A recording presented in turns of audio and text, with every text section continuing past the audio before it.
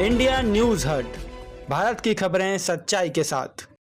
CBSE board की परीक्षाएं शुरू, 40 लाख से ज्यादा छात्र होंगे शामिल। आज गणित और शॉर्ट हैंड का पेपर।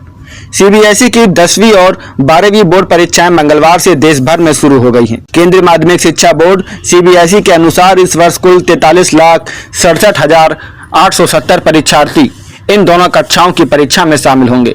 इनमें कक्षा 10वीं में 25,08,319 और कक्षा 12वीं में 18,59,551 छात्र परीक्षा देंगे। इस बार कक्षा 10वीं की परीक्षा 83 विषयों में और 12वीं की परीक्षा 120 विषयों में आयोजित की जाएगी। देश भर में 10वीं के लिए 8,075 और 12वीं के लिए 7,574 परीक्षा केंद्र बनाए गए हैं। कक्षा 10 गणित स्टैंड और बेसिक सुबह 10:30 बजे से दोपहर 1:30 बजे।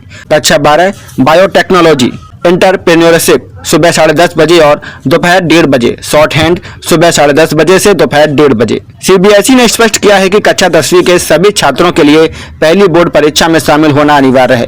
परीक्षा में कम से कम 3 विषयों में उपस्थित नहीं होने वाले छात्रों को अनिवार्य पुनर्वर्ती श्रेणी में रखा जाएगा और वे केवल अगले वर्ष फरवरी में आयोजित होने वाली मुख्य परीक्षा में ही शामिल हो पाएंगे।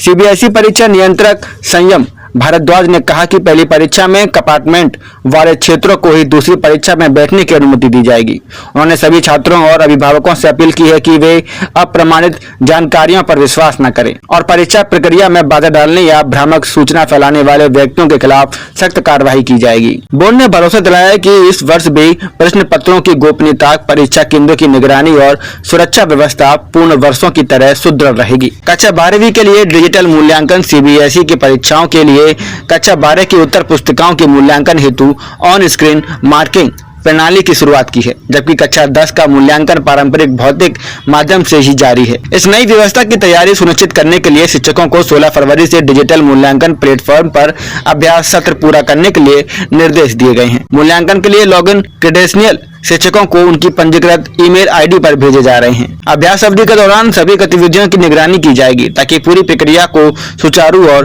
त्रुटिहीन बनाया जा सके।